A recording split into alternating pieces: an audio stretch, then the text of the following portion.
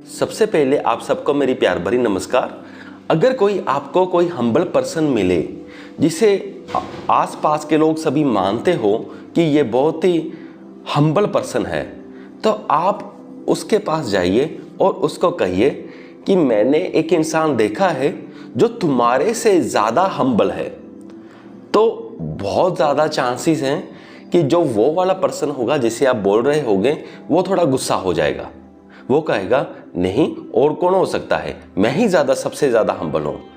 तो इसका मतलब क्या हुआ कि जो हम्बल पर्सन है उसके अंदर भी ईगो है।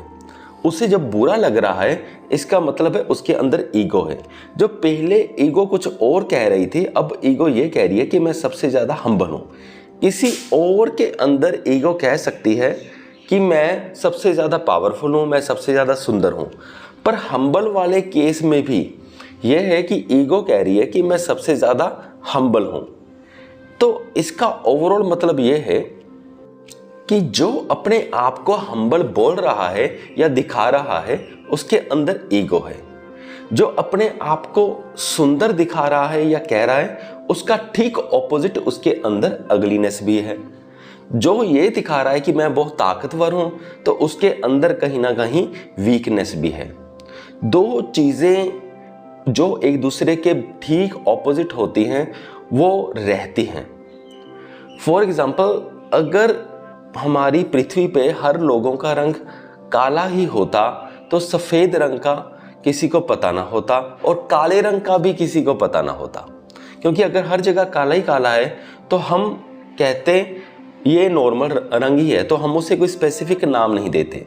तो नाम तब देते हैं जब सफेद रंग होता है, यानी कि कई लोगों का गोरा रंग होता है, फिर हम कहते हैं ये गोरा है ये काला है। अगर सारे गोरे होते तो फिर हम गोरा भी किसको कहते। तो ये जो डुअलिटी होती है ऑपोजिट्स की, ये चाहिए होती है। पर जो लोग इनलाइटेंड हो चुके होते हैं, जो स्पिरिचुअल पाथ में बहुत ज़्यादा आगे बढ़ चुके होते हैं, उनके लिए ये डुअलिटी एग्जिस्ट नहीं करती। उनके लिए ना कोई कुछ ब्लैक है ना सफ़ेद है, ना पावरफुल है ना वीक है, ना सुंदर है ना क्रूप है, ना ही हम्बल है ना ही ईगो है। उनके लिए ये जो ऑपोजिट्स हैं ये उनकी लाइफ में एग्जिस्ट ही नहीं करते, ये उनकी लाइफ में है ही नहीं। इसीलिए जो पहुंच चुके लोग हैं जैसे गौतम बुद्ध जी, जैसे ओशो जी कहते हैं, गौतम बुद्ध जी, जीसस क्राइस्ट जी, ये पहुंच चुके थे और इनके लिए ये डुअलिटी एग्जिस्ट नहीं करती थी। तो यही कारण था कि ना ही ये हम्बल पर्सन थे ना ही इनमें कोई ईगो थी। तो यहाँ पे जैसे कई लोगों का ये भी मानना होगा नहीं ये तो बहुत हम्बल थे, पर दूसरी ओर जैसे अगर हम इनकी लाइफ की एग्जांपल देखें, जैसे जीसस जी थे वो कहते थे I am son of God. दूसरी ओर जो गौतम बुद्ध जी कहते थे थ्रो बुक्स ऑफ स्क्रिप्चर्स या थ्रो होली बुक्स। तो जो डायलॉग्स है अगर हम ऊपर से देखें तो क्लियर कट पता चलता है कि ये हम्बल पर्सन के डायलॉग तो हो नहीं सकते। यानी कि जो पर्सन इतना हम्बल है, यानी कि जो डाउन टू द अर्थ है, अगर वो कहे कि मैं ही भगवान का पुत्र हूँ, तो ये बात ऐसा सुनने में बाहर से लगती नहीं है कि हम्बल पर्सन की बात है, ये बड़ी इगोइस्टिक बात लगती है।